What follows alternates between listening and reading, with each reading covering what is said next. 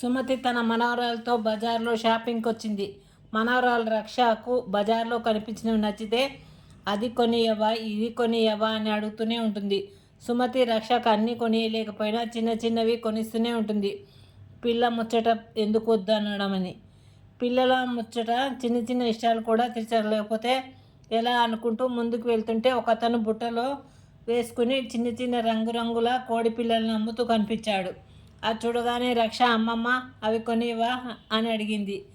అవి ఎక్కువ రోజులు బతకవే అన్న వినకుండా ఒకటే అడుగుతుంటే సరే అని ఒక 3 చిన్న కోడి పిల్లలను 3 రంగులు రక్షకి ఇష్టమైనవి కొని ఇచ్చింది. ఆ కోడి పిల్లలను చిన్న బ్యాగ్లో పెట్టుకుని ఇంటికి వచ్చారు. వాటిని చూడగానే రక్ష తమ్ముడు అక్షిత్ చాలా సంతోషంతో ఎగరసాగాడు.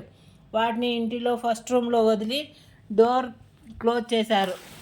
ఆ కోడి పిల్లలు బయటకు పోకుండా. పిల్లలిద్దరూ ఆ కోడి పిల్లల దగ్గరే ఆడుకుంటూ ఉన్నారు. ఇంతలో సుమతి వాళ్లకు తెలిసిన ఆమె వచ్చి డోర్ తెరిచింది. ఆ బయట ఉన్న కుక్క వచ్చి ఆ కోడి పిల్లలను పట్టుకుపోయింది. ఇక చూడండి పిల్లల ఏడుపులు.